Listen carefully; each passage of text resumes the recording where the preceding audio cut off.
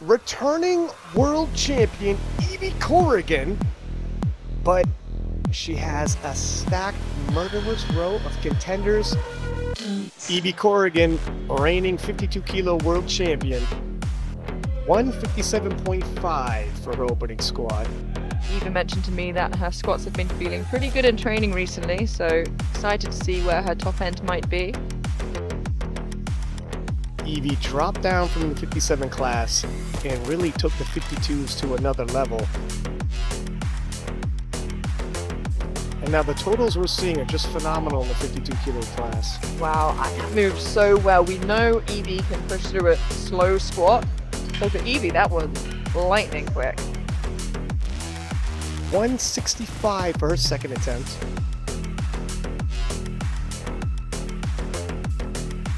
Wow. She looks really strong today. Pacing herself well. Look at her look back. It struts off so casually. 170, 5 kilo jump. This would match her previous personal best. Will also move her from squat bronze into squat silver for the time being. And the horsepower on that young lady. 3 white lights, a good lift. Evie Corrigan, 100 kilos even for her opening bench. And you're right, she really is a 3-lift specialist.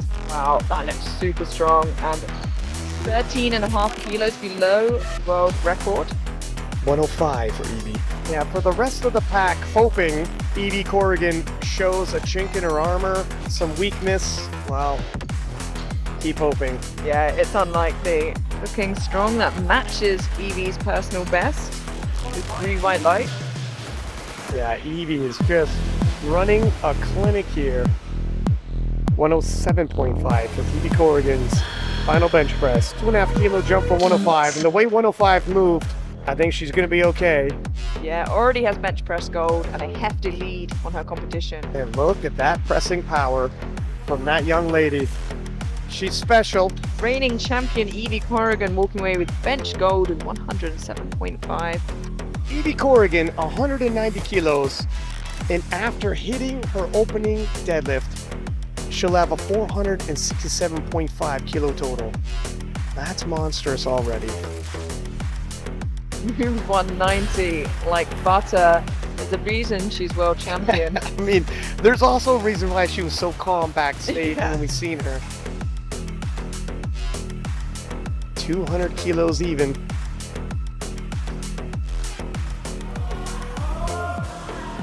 Evie putting on a clinic. It's crazy the 52s are this far. Evie could be the lady that takes us into the 500s as a 52 at some point in time. Evie Corrigan, 205. And Is she coming out to... I know, here she comes. No, she's shaking hands again. In classic Evie fashion. Yep. Kilos have to go, but she has no need to pull them with a lead like that. 25 kilo lead in the competition without pulling her final pull. Classy young lady, thanks the crowd. She put on a hell of a show. Evie, another world title. How do you stay motivated?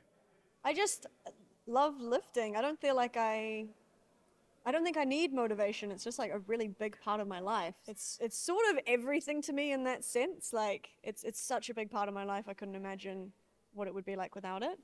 How long have you been competing now? 8 years. Yeah, I started at 20. I guess that is a huge chunk of your adult life right now. Yeah, and I've never stuck at anything as long as this. Like no other hobby have I lasted that long with. By this point, it's got to be a part of your identity. For sure, yeah. But I think like it's not just as a competitor, which is important because I think when you base everything off of being like the best competitor, that can feel like the end of the world when it doesn't go your way. So I've incorporated a lot more other parts of powerlifting into my identity now, I suppose. And like when I'm no longer the strongest competitor, I'll still have a lot of purpose in the sport, I think. Yeah, you said that before. You don't need to be the champion. You can stick around as long as you're a part of it and keep having fun. Is this more like a personal journey? Because you don't see it as a competition against others so much as just seeing how far you could push it for yourself? Absolutely, yeah. I'm always focused on me versus me, pretty much. just trying to be a little bit better each time, continuing to improve in whatever way that is. Like sometimes it's not always adding onto your total. Sometimes it's like, well, if you cut down a weight class, it's just Maintaining. it's maintaining weight and whatever the goal might be. And what was the game plan coming in? You guys must have been relatively confident, but this had to have been the most stacked 52 kilo class you've ever seen. Yeah, I think that we weren't underestimating anyone.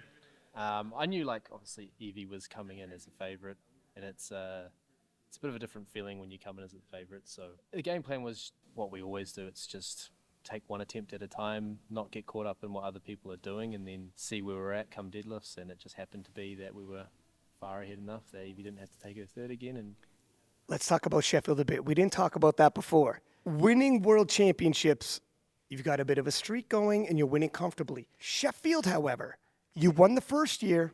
Second year didn't go your way. What can we expect at this year's Sheffield?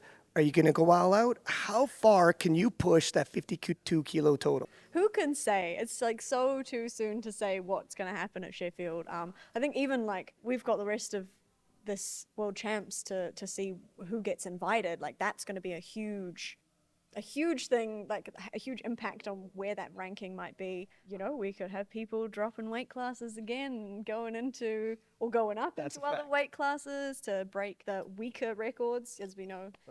I think like it's too soon to say about rankings, but I think that like, at least for me personally, I think there's still room there to add onto the total.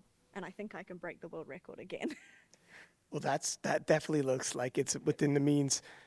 Watching you and on the stream, I said, is it possible?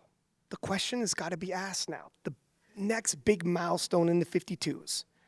Could you be the lady to take the 52s into the 500s? Yeah, I mean, that's the goal. Do numbers motivate you at all? Do you ever put your head down on your pillow at night and think, I'm getting close, aren't I? Oh, what is that number? Here we go. I knew I just have to keep talking and asking the question. It's like, I usually like never have number goals. she's only ever told me one number before, and it's the 110 bench. Yeah. Which is like, That's not even a sound bite. Exactly. That's why it's you're like, funny. that's so lame. That's the one number. I mean, I think like a 170 squat was like, that was a big one for me because that's like around my 57. My best 57 squat in competition is 171. So breaking that will be a huge milestone, like obviously as a weight class lighter. But yeah, 110 bench has been, it's like, it's there, it's so close. It's a cool number. No, it's a phenomenal bench. I love bench, so. It's crazy. You have such long arms and you have such a big bench. You don't make sense on a lot of different levels physically what you're capable of doing, but I would agree yeah. with that. I think that's an accurate statement. It pays to be jacked. There's the soundbite. Thank you. How far off do you think we are for the 500? If we were that close, is it unreasonable to say possibly the next Sheffield? We just will have to wait and see. Yeah, I think you just depends how training goes. Guess you better get your tickets to Sheffield then, eh? You've been a great sport. I'm going to let you go eat. Back-to-back interviews. Thank you, Evie.